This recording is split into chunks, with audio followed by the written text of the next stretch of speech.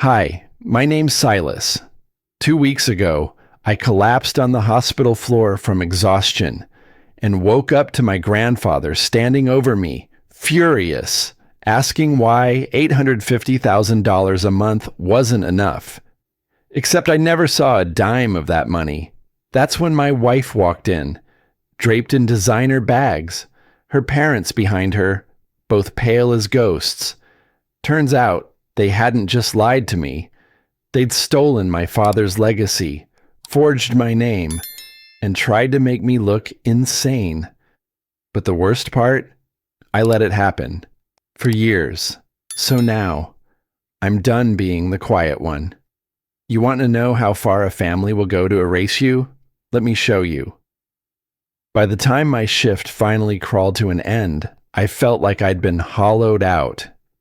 The night had clung to me for hours, that heavy Houston humidity mixing with the smell of disinfectant and metal. I'd been on my feet so long, my ankles felt like they didn't belong to me anymore.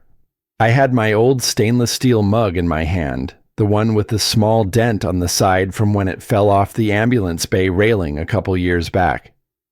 I kept sipping cold coffee just to stay upright. The corridors were almost empty. Most of the overhead lights had been dimmed, the way they always were after 3 a.m. You'd think that silence would be peaceful, but there's something about a hospital at that hour that makes you feel like you're walking through a world no one else sees. I'd gotten used to that feeling of being invisible, both here and at home, but that night it hit differently. I'd worked 12-hour shifts before, double shifts too. But something inside me felt like it was thinning out, like a thread pulling apart. I just finished helping stabilize a young kid who came in after a rollover accident on I-610. I remember stepping into the hallway, ready to find a chair and let my legs rest for 20 seconds. That was all I needed. 20 seconds. But the moment I blinked, the edges of my vision smeared together. The floor tilted, and my grip on the mug loosened. I watched it fall, the metal clattering and rolling away from me. For a moment, I thought the noise was coming from somewhere else. Then the hallway tilted again. My knees buckled, and the ground rose up fast. I heard someone shout my name, heard shoes scraping against the floor, but it all drifted away. I'd always thought exhaustion was just being tired. I didn't know it could swallow you whole. When I opened my eyes again, the world was quieter, but in a different way. The room lights were low. I smelled saline, and the sheets were stiff against my arms. A nurse leaned over me, telling me I'd collapsed from severe physical exhaustion. She said something about my blood pressure tanking and my body finally hitting a wall. I tried sitting up, but my muscles trembled like I'd been shaking for hours. Shame crept in. Not because I'd passed out, but because it meant I'd let myself run straight into the ground. I wondered if anyone at home had even realized how late I'd been getting in. My wife used to stay awake for me. Lately, she'd stopped asking what time I'd be back. I rubbed my eyes and tried to steady my breathing. The nurse was still talking when she suddenly looked toward the door, startled. Someone said my name in a voice I hadn't heard spoken with that kind of urgency in years. It was deep, commanding, familiar enough to pull my attention through the haze. Before I could sit upright, the door swung open. My grandfather, Elias Riker, walked in like he owned the whole building. He still wore the same tailored suits he'd been putting on since before I was born. He didn't wait for anyone to explain anything. He didn't look at the monitors or ask the nurses a single question. He looked straight at me, and the first thing out of his mouth wasn't, "Are you all right?" or "What happened?" It was, "Grandson, the $850,000 I've been sending you every month still isn't enough?" For a second, I thought maybe I was still unconscious. Maybe this was some weird dream caused by too much caffeine and too little sleep. I stared at him, unable to find a single word to fit into my mouth. My throat dried up instantly. I could feel the pulse in my neck, heavy and erratic. What money? I hadn't received anything, not a cent. I'd been working every shift I could pick up just to cover bills. How could he believe I'd been pocketing nearly $1 million a month? I tried to speak, but the words tangled together. He mistook it for guilt, and that flicker of disappointment in his eyes cut deeper than the exhaustion ever could. My chest tightened. Someone had fed him a lie, a big one, and whoever did it made sure it hit exactly where it hurt. My mind spun. Who told him? Why now? And why would anyone take something that massive and tie my name to it? Before I could get a single clear sentence out, the door opened again. I heard the soft rustle of luxury shopping bags, designer ones, the kind that cost more than my entire weekly paycheck. I recognized the voices instantly. My wife, her parents. Something heavy closed around my ribs as the sound grew closer. And then they walked in, their arms full of luxury bags, and every one of them went pale the moment they saw my grandfather standing by my bed. They didn't say a word at first. Not Marlene, not her parents. They just stood in the doorway, holding their designer bags like shields, their eyes locked on my grandfather as if he were a ghost that wasn't supposed to be there. The tension in the room swelled, thick and pulsing like heat off summer asphalt. I pushed myself upright against the pillows, trying to ignore the IV tugging at my arm. My hospital gown hung loose over my chest, and the beeping from the monitor beside me seemed louder than before. Marlene finally took a slow step into the room, her heels clicking too loudly on the linoleum floor. Victor and Noelle followed, their arms full of bags, Gucci, Louis Vuitton, a gold embossed one from Bergdorf Goodman. The glossy finishes on those bags looked absurd under the harsh hospital lighting. My eyes caught on Marlene's wrist as she brushed her hair behind her ear. She was wearing a new Rolex. She tried to turn it inward, but it was too late. Elias had seen it. His eyes narrowed. Interesting timing, my grandfather said, voice cold. The day my grandson collapses from exhaustion, and here you are, looking like you just stepped out of Fifth Avenue. Noelle gave a tight smile, the kind that doesn't touch the eyes. Oh, Elias, this must be a misunderstanding. Victor straightened his blazer, trying to adopt that polished tone he used at neighborhood barbecues when pretending we were one big happy family. We didn't expect to see you here, sir. We were just handling errands. Errands? Elias repeated slowly, then looked down at the bags, raising an eyebrow. That's what we're calling it now? No one answered. I looked at them. I mean, really looked. Marlene's eyes darted between Elias and me. Victor's jaw was tense, his posture suddenly defensive. Noelle clutched her handbag too tightly, her knuckles white. Elias turned to me. Silas, he said, these people, your wife and her family, are they the ones managing your accounts? I tried to clear my throat, but my voice came out raspy. No, I manage my own money. Whatever little there is. Victor chuckled softly. Son, maybe this isn't the best time. You've clearly been under strain. There it is, Elias muttered. The deflection. Marlene moved quickly, her voice too soft, too sweet. Honey, you're tired. Please stop talking. Let's just rest tonight. No, I said, louder than I meant to. I'm not tired now. I'm awake. And I want answers. Elias didn't break his stare. Grandson, are you telling me you never saw the transfers? Not once? I looked him straight in the eye. I swear to you, I said, my voice steady now. I never received any money. Not a cent.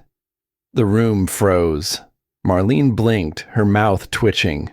Noelle stepped back half a foot. Victor's hand tightened around his phone. That was the moment I knew. They knew. They knew exactly what he was talking about, and they had known for a while. The sick feeling in my stomach hardened into something worse. I started playing it all back.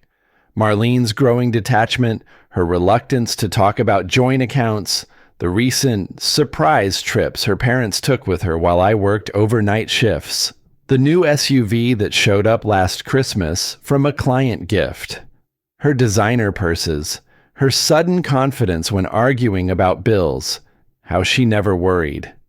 All that time, I thought maybe she was just budgeting better than me. Now it felt like I'd been bankrolling a fantasy life I never got to live in. "Show me the statements," Elias said sharply, turning to Victor. Victor raised his hands in mock surrender.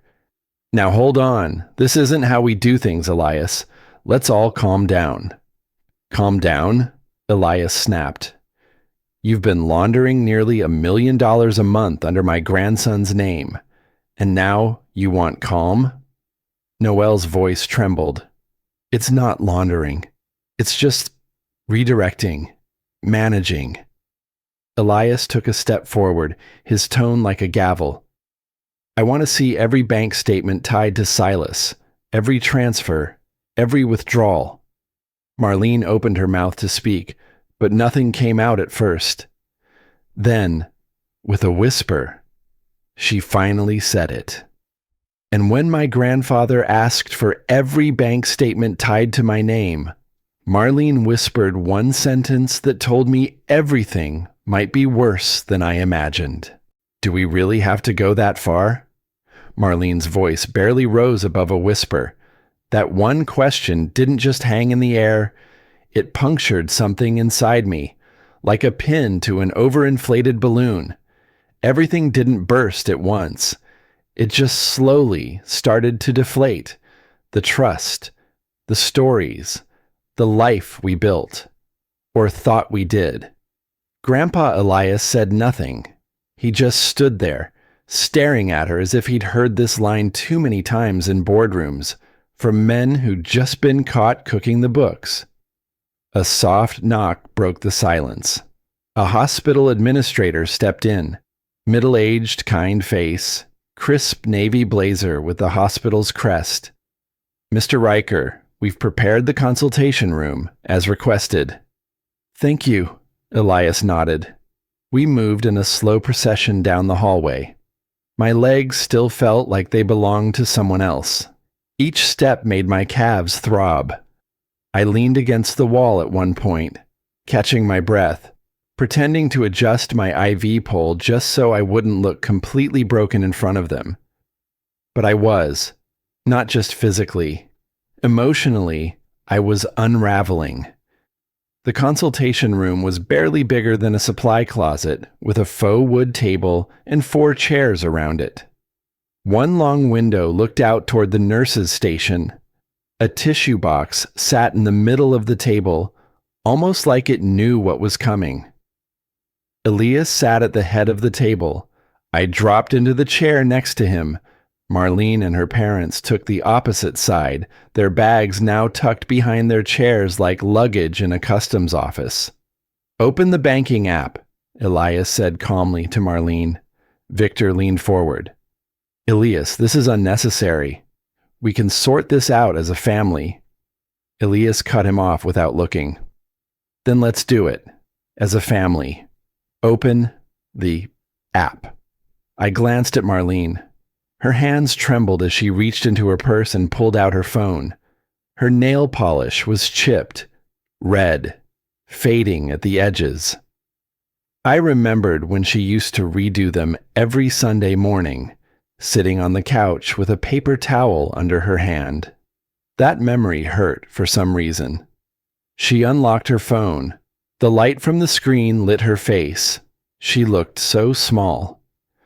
"Put it on the table, face up," Elias said.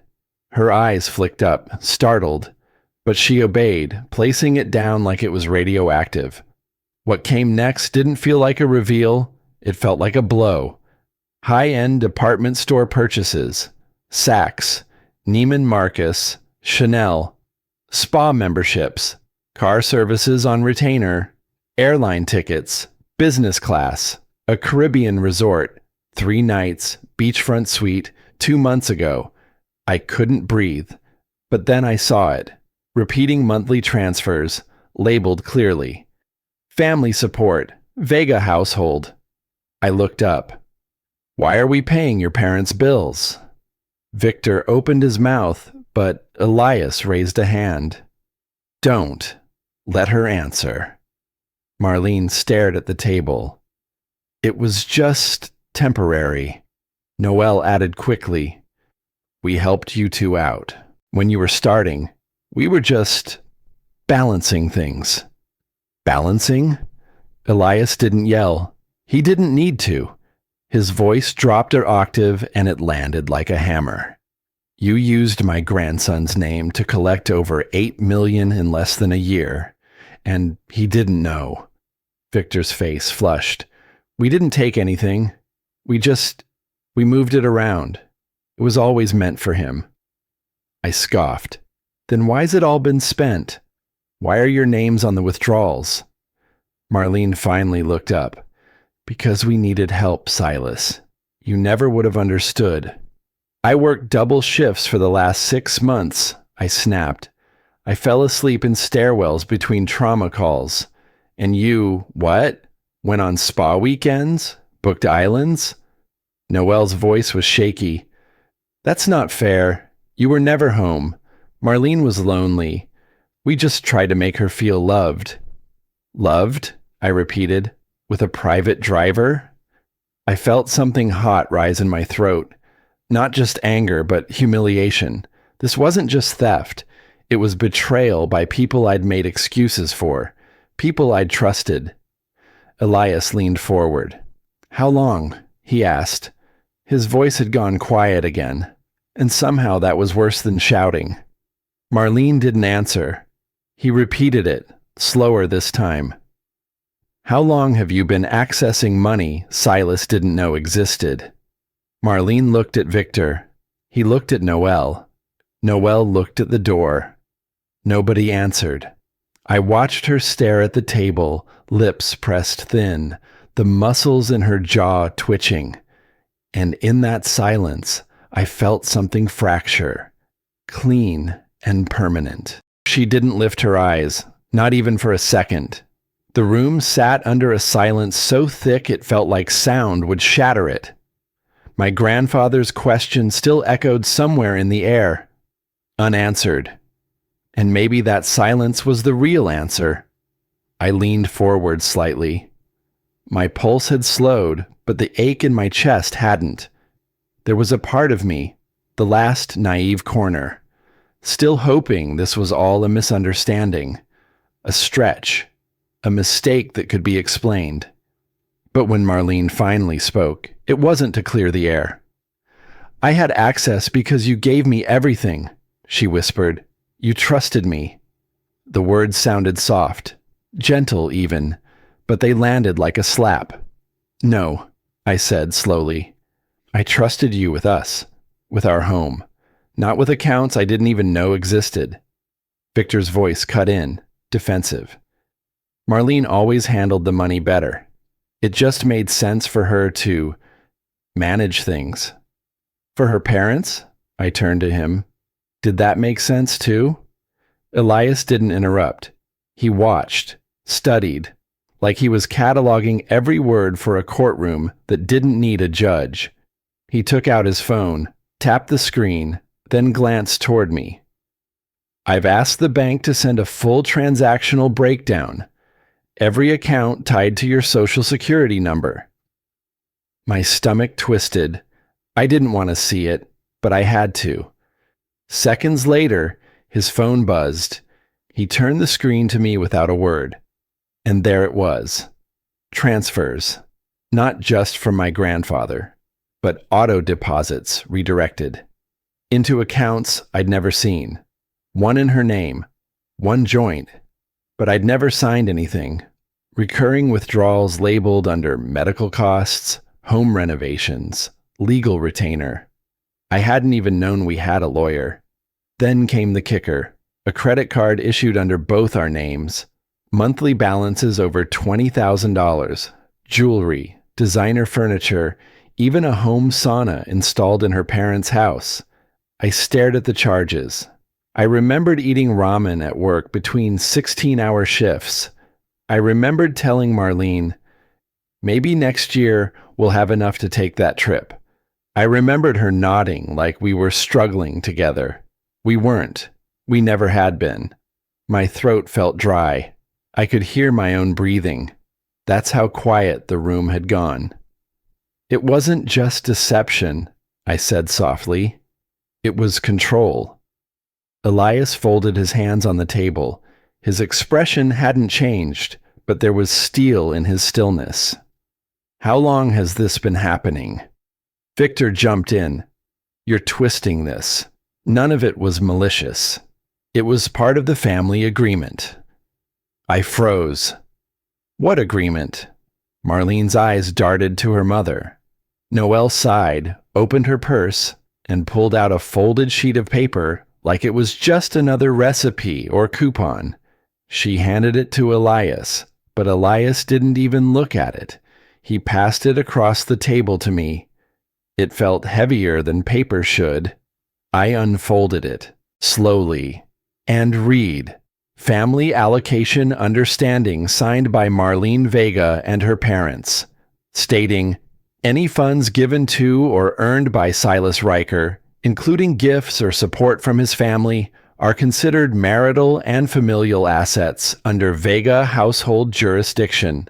These funds are due as repayment for emotional labor incurred by the Vega family during Silas's assimilation into their household. The Vega family shall manage all disbursements in the best interest of maintaining familial harmony and social expectations. I stopped breathing when I reached the bottom. Silas is to be considered a dependent party in financial decision-making. No signature from me. No mention of my consent. But my name, used like I was a stray they'd adopted for sport. I looked up. My voice barely came out. You wrote down that I was a burden? Marlene covered her mouth, tears pooling in her eyes. Victor stood up halfway.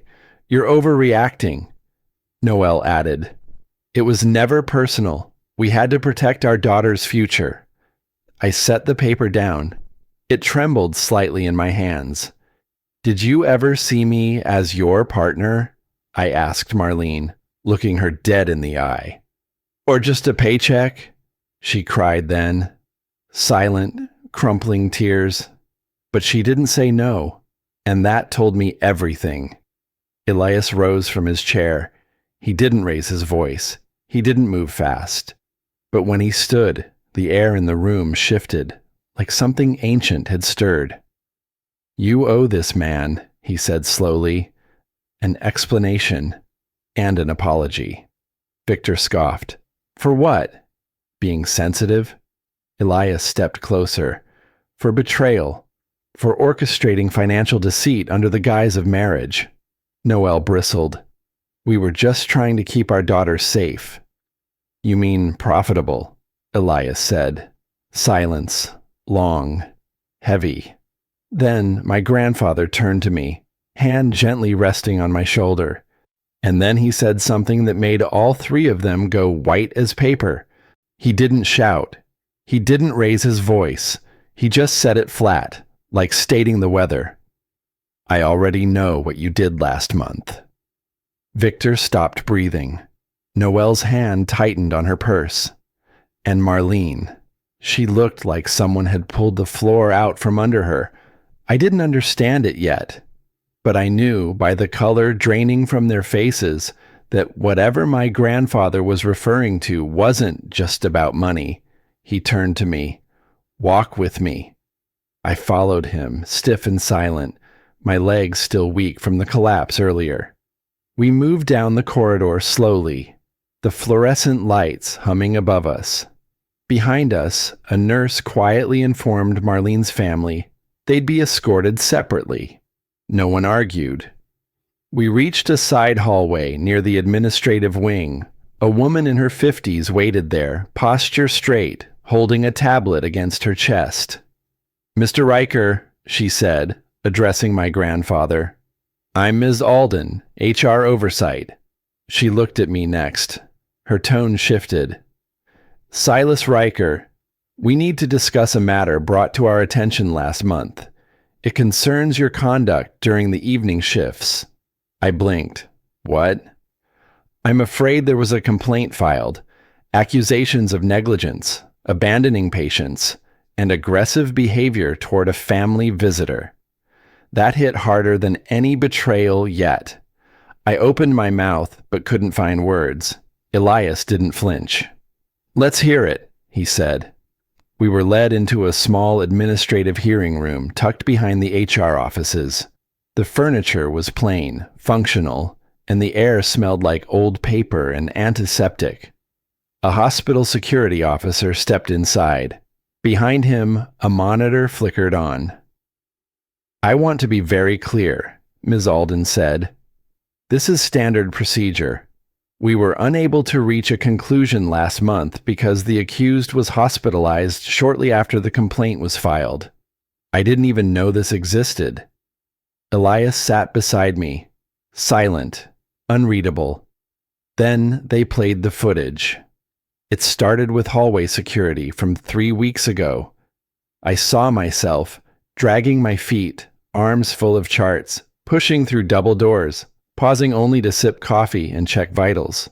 I looked exhausted. Because I was. Then the frame shifted. In came Marlene and her mother, both standing with a clipboard, talking to a shift supervisor, laughing at one point. Marlene pointing in my direction, then shaking her head like she was disappointed. More footage, the two of them sitting in the waiting area, filling out forms. I stared. "You said I abandoned patients?" I asked, voice low. Marlene was across the table now. She tried to speak but couldn't. "We needed leverage," she whispered finally. Victor flinched. "Marlene." But it was too late. Elias turned toward Ms. Alden. "What leverage, exactly?" The HR rep pulled up the complaint form. She turned the tablet to me. Filed under Marlene Vega. Maiden name. The wording made my skin crawl. "Employee has displayed erratic and volatile behavior, frequently fatigued, raised voice at visitors, has failed to check on patients during high-priority hours. Recommendation, psychiatric evaluation." I just sat there, cold. They weren't just trying to steal money. They were trying to take my license, my reputation, my name. And the worst part, they almost succeeded. I closed my eyes and saw every night I dragged myself home, every anniversary dinner missed, every apology I'd whispered while trying to stay awake long enough to hold a conversation. I'd blamed myself. Every time. "You told me I didn't try hard enough," I said to Marlene quietly. "You told me I made you feel alone." Her lip trembled. "But you were meeting with HR, filing paperwork, lying while I was saving lives down the hall." Elias's tone turned steel cold. "You tried to destroy his career to justify stealing his money." Victor raised his chin. "Silas was never meant to rise this high. We were balancing the scales." Noel added, "We did what we had to protect our daughter." Elias stood. He looked older than I'd ever seen him, but stronger too. His gaze swept the room like judgment itself. "If you had succeeded," he said, "he would have lost everything." Ms. Alden cleared her throat gently. "Mr. Riker, we've reviewed the evidence, and the surveillance footage clearly contradicts the complaint. HR is officially dismissing it." The security officer nodded in agreement, but I couldn't feel relief. The damage was already done. I'd seen the way nurses glanced at me over the last month. The change in tone, the sudden coldness from staff I used to joke with. Rumors moved faster than truth, and truth never cleaned the stain. Cleared, I murmured, isn't the same as clean.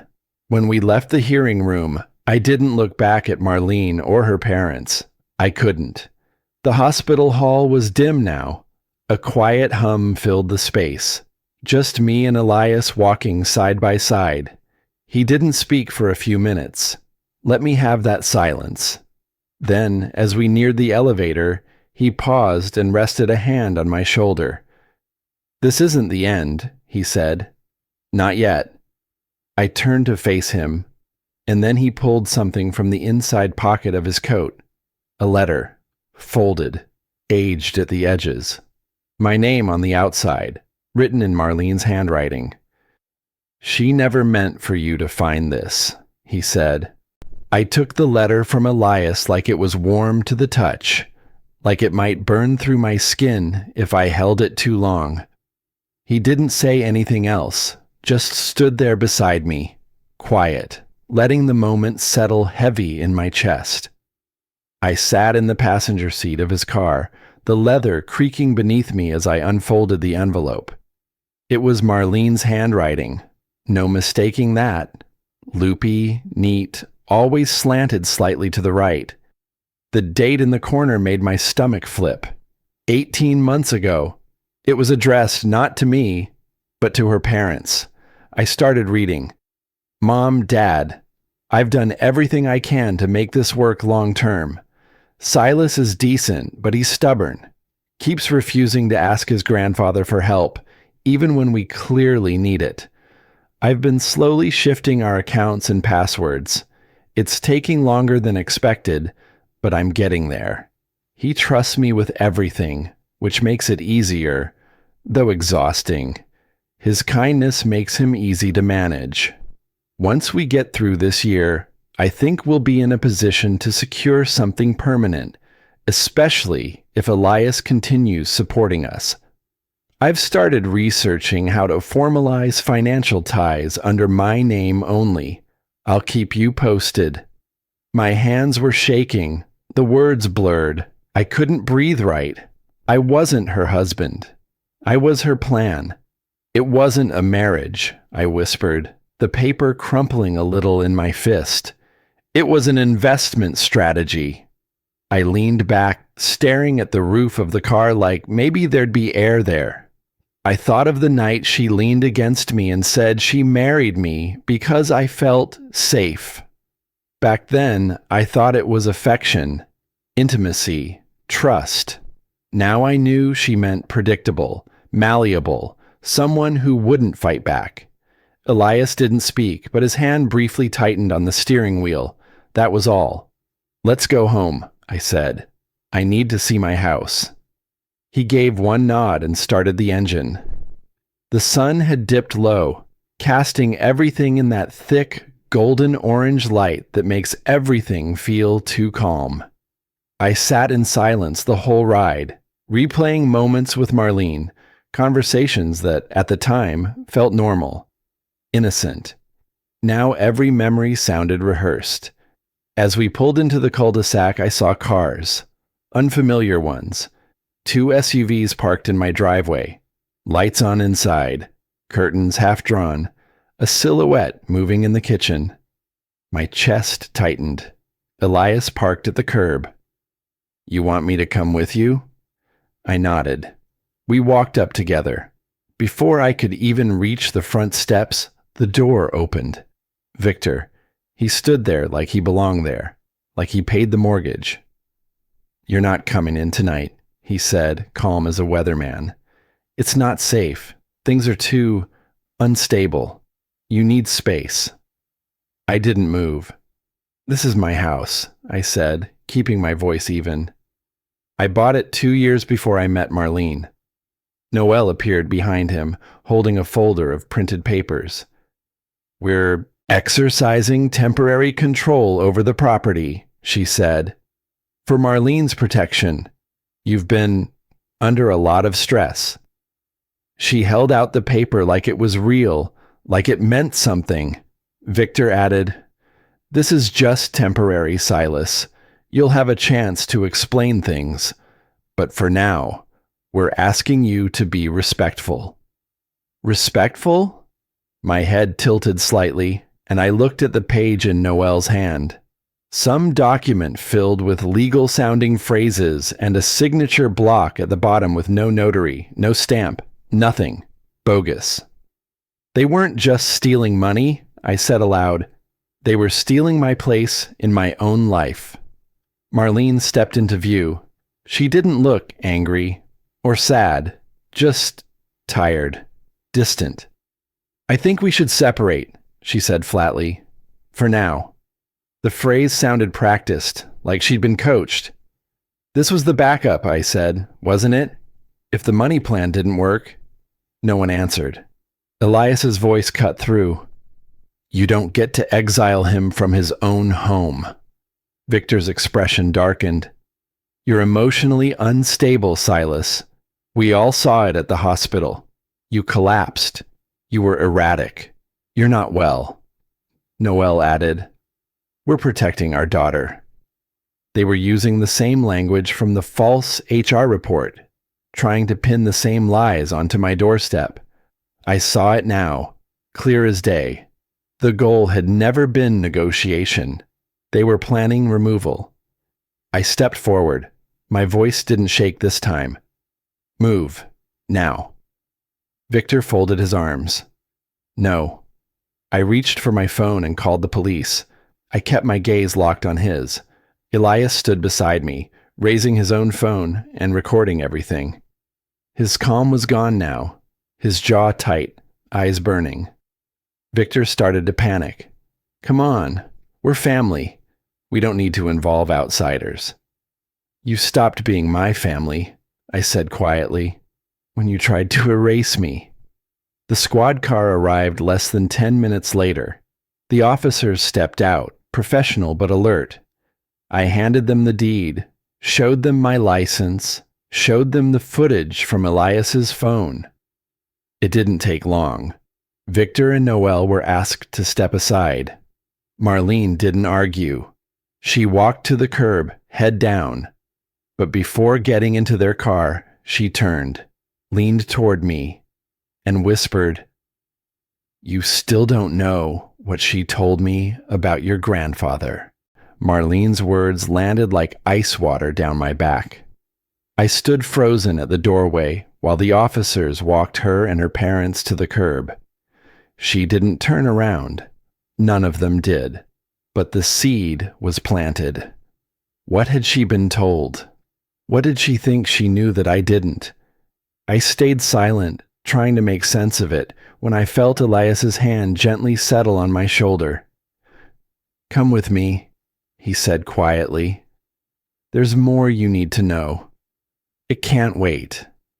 I nodded. There was no fight left in me, just the brittle exhaustion of someone bracing for yet another fall. I locked the front door behind us and followed him to the car. The drive into downtown Houston felt surreal. The streetlights stretched long across the windshield, the late-night traffic humming steadily around us. Neither of us spoke. I watched Elias's hands grip the steering wheel like he was holding back a dam. When we pulled into the underground garage beneath his office building, he cut the engine and sat there for a second, staring forward. "This goes beyond what they took from your account," he said. "You deserve to understand the full picture." Inside his private office, dimly lit and full of old frame documents and polished wood, he went straight to a locked drawer behind his desk. He opened it, pulled out 2 thick envelopes, and laid them gently on the table between us. "I need you to read this first," he said, pushing the first envelope toward me. I opened it. Inside were documents, legal ones, stamped, dated, official. My name was on the top line, and so was my father's. My throat tightened. "These are dividend statements," Elias explained, "from the trust your father created for you before he passed. My eyes scanned the papers, trying to keep up with the truth unraveling in front of me. The monthly payments, Elias continued, 850,000. You thought they were from me. I nodded slowly. They weren't gifts, he said. They were yours, from your father's estate. The trust was written to activate once you turned 30. That's when the funds began dispersing. I could barely find my voice. But why didn't I know? Why didn't anyone tell me?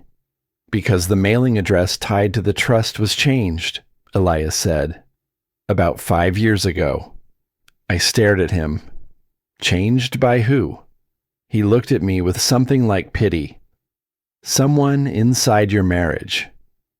I felt my breath stop short. My fingers curled against the edge of the table. I hadn't missed out on money. I'd been robbed of my inheritance, of my father's final gift to me, his legacy, his belief that one day I'd be ready to carry it, and someone else decided I didn't need to know. My life was split into 2 pieces, I said under my breath. The one I lived, and the one they stole. Elias sat back, watching me process. There's more, he said. Worse. He opened the second envelope. This came across my desk last year. I flagged it immediately. I knew something was off. He handed me a letter. It was a request to the legal administrators of the trust, asking to redirect the inheritance. The language made my skin crawl. For household financial stability. Due to Silas's diminished mental capacity, in the best interest of the marital structure. It wasn't my signature. It was a forgery. Trembling, I flipped to the second page. It was a supporting statement, signed by Noelle. She called me financially erratic, said I was unfit to manage large assets, that I had a history of burnout episodes and emotional imbalance. I could barely feel my own hands. They didn't just want the money, I whispered. They wanted the name, the future. They wanted to rewrite whose son I was. Elias nodded. One more signature, Silas. Just one. If we hadn't intercepted it, it would have been binding, legally irreversible. I sat back in the chair, staring at the ceiling. Everything inside me was quiet, but not calm. The kind of silence right before the thunder hits. I remembered the years I lived modestly, working 12-hour hospital shifts, saying no to things I couldn't afford, vacations, dinners, furniture that didn't wobble. I remembered Marlene rolling her eyes when I said we should be more careful. I remembered her saying, if you just talk to your grandfather, things would be easier. But they were easier for her. While I was skipping meals and budgeting every dollar, she was siphoning off trust payments addressed to me. Every sacrifice I made, every night I worked double shifts instead of celebrating birthdays or anniversaries, she let me. She watched me bleed for a life she already stole. I leaned forward. Steady now. What do I need to do? Elias didn't hesitate. Fight back, on your terms. His hand slid a third folder across the polished surface of his desk. I looked down at it, my fingertips barely touching the edge. The room felt too quiet, like everything was holding its breath. I didn't rush to open it. Something in me already knew. Whatever was inside would change everything. Again, I finally flipped the cover. Inside were documents, dozens of them, copies of forms with my name typed neatly at the top, bank authorizations, driver's license updates, trust access statements. My eyes scanned them quickly, instinctively. Then I saw it. The signatures. All of them claimed to be mine, but they weren't. Some curved too much. Some lacked pressure. The loops were wrong, the slant inconsistent. Whoever forged them knew my name, but not my hand. It was like looking at an imitation of myself, I murmured. Someone wearing my skin. Elias nodded, grave. We caught them by accident. My attorneys noticed the inconsistency and pulled in a forensic handwriting analyst. He tapped the page. This wasn't just betrayal. It's identity theft. Multiple counts, across multiple financial and legal systems. My jaw clenched. I felt my heart beating hard in my chest. All of it, he said, is a felony in Texas. I sat down slowly, knees threatening to give out. The words swam around me. Felony, forged, criminal, and all of it in my name. I remembered every time Marlene had offered to help with forms, every time she said she'd handle the mail while I was on overnight shifts, the little errands, the signatures she'd drop off for me. I thought she was trying to lighten my load. In truth, she was replacing me one form at a time. I lived next to someone who pretended to love me, I said quietly, while stealing my life. Elias gave me a moment, then, without a word, picked up the phone and called his attorneys. They arrived within 20 minutes, one tall, blunt-spoken man named Carter and a woman in her 50s named May, who didn't smile once. They broke it down quickly. We can press charges for identity theft, falsifying financial documents, mail fraud, and obstruction, Carter said. But the key part is this. You have to file. Not your grandfather. Not us. You. Because you're the victim, May added. And once you file, everything becomes public record. The air thickened. I felt fear. And something else. Control. After months of being played, cornered, and misled, I held the next move. I looked Elias in the eye and nodded. Let's do it. We left the office around midnight, papers tucked under my arm. The streets had thinned out, but my mind hadn't. Everything felt louder now. The hum of the car, the headlights flashing across traffic signs, even my own thoughts. We pulled into the driveway of my house just after 12:30, and the lights were on. Again. I didn't need Elias to tell me what that meant. They're back, he said, his voice low. I opened the door and stepped out without hesitation. I was done being surprised. Inside, the living room looked like a tornado had touched down. Drawers were pulled open. Cabinets hung half shut. My filing cabinet, locked hours ago, was now wide open, with papers scattered across the floor. Victor was hunched over the coffee table, flipping through folders. Noelle stood by the fireplace, holding what looked like one of my financial ledgers. And Marlene. She sat on the armrest of the couch, blank-faced, like she'd already left the building in her mind. I didn't ask what they were doing. I walked straight in. Victor looked up, startled. Then, without a hint of shame, he stood and held up a stack of papers like an accusation. "No more secrets," he barked. "You've been hiding things from all of us." He tossed the papers onto the coffee table. I glanced down. Fake bank statements. Withdrawals I never made. Charges to casinos I'd never stepped foot in. A car lease I didn't sign. Accounts that didn't exist.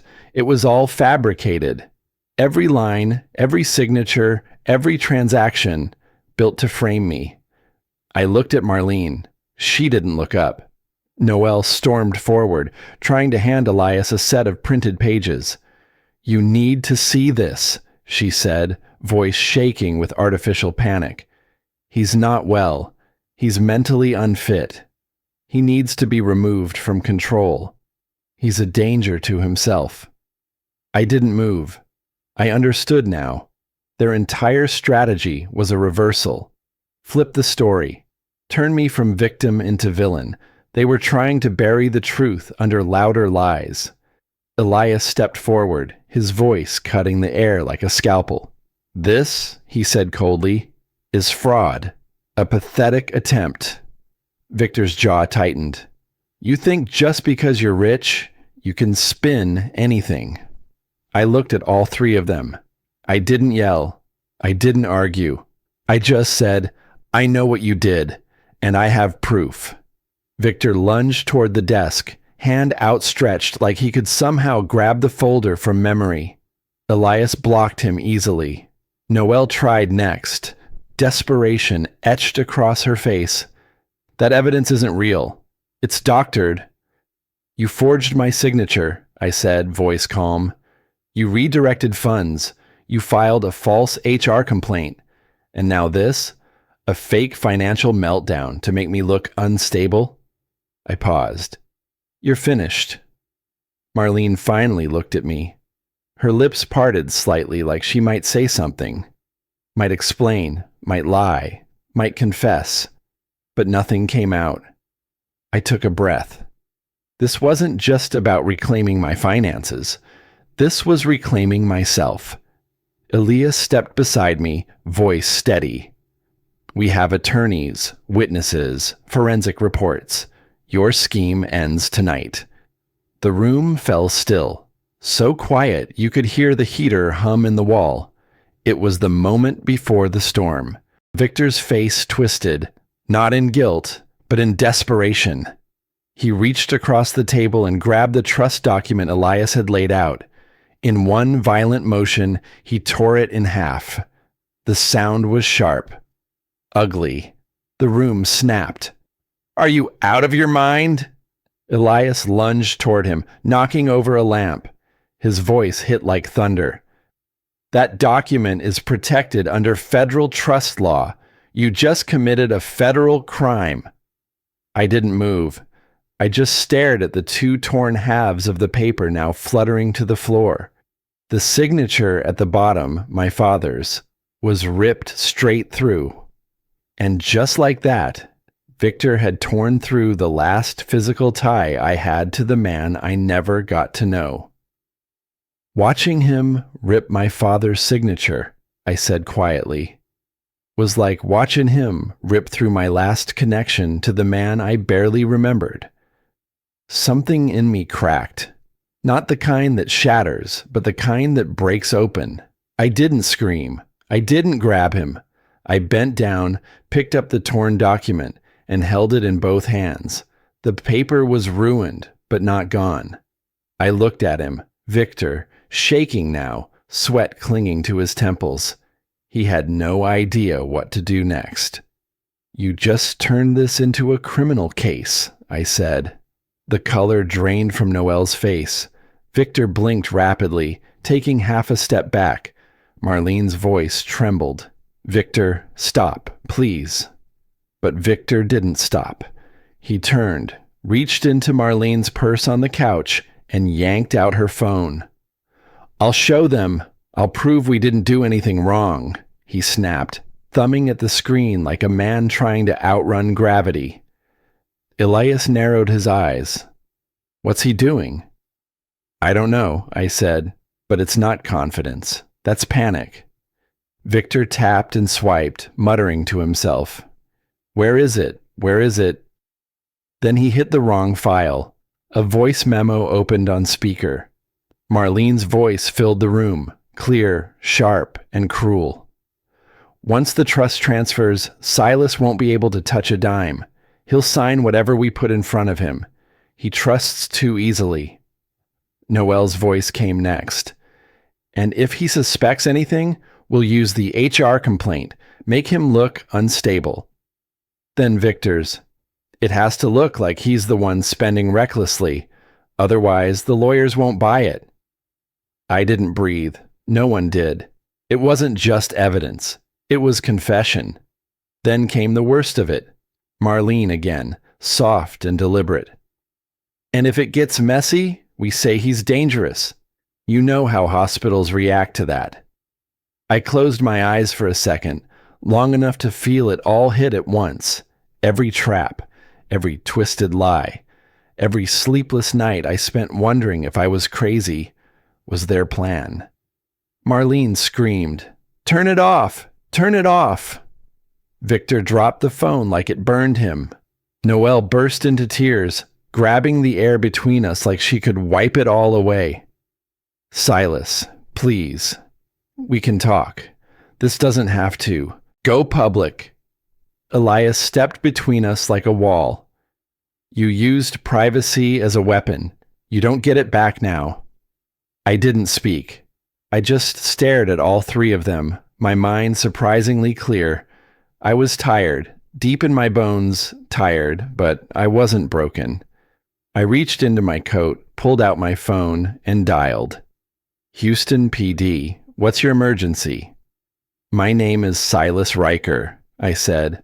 I'd like to report a case of felony identity theft, fraud, and conspiracy. I gave the address, then hung up. The next 20 minutes blurred, but the feeling inside me didn't. I felt firm. When the police arrived, I handed them everything. The phone with the recording, the forged statements, the fake financial documents, the letter to the trust lawyers. 2 officers moved quickly. One separated the parties into different rooms. The other radioed for additional support. Victor was cuffed first. He didn't resist, just stood there, jaw clenched, the last remnants of control draining from his posture. Noelle collapsed into a chair. She looked older suddenly, like her lies had aged her on the spot. And Marlene. Marlene wrapped her arms around herself like she was trying to hold together what was left of her world. As they were being escorted out, Marlene paused. She turned to me, eyes red, lips trembling. I never meant for it to go this far. I nodded slowly. You meant for it to go exactly far enough to erase me. She broke. I saw it, the exact second something in her cracked for real. She sobbed, but I didn't move, not out of cruelty. I had nothing left to give her. And that, maybe, was the cruelest thing of all. Once the last cruiser pulled away, the house went still. Not quiet. Still. Elias walked to the edge of the living room and looked out the window. You handled that better than most people twice your age, he said after a while. I didn't reply. I sank to the floor, my back resting against the couch, the torn trust document still in my lap. Elias joined me, sitting shoulder to shoulder. For a few minutes, we said nothing. Then I whispered, I didn't know I was allowed to fight back. Elias didn't look at me when he answered. You were never alone, grandson. You just forgot you had a family who loves you. The word sat heavy between us. Grandson. I hadn't heard it used like that in years. Not since my father died. Not since I drifted so far into someone else's life that I forgot my own name. I breathed in slowly. The betrayal was deep, the wounds fresh. But underneath it all, I felt something else. Clarity. I lost a marriage that was never real, I said softly. I found a truth I should have known, and I learned that the quietest people can carry the strongest fire. The sky beyond the windows had softened. The first hints of morning touched the treetops, a dull orange smudging out the night. And for the first time in years, I felt something steady inside me. The beginning of my own life.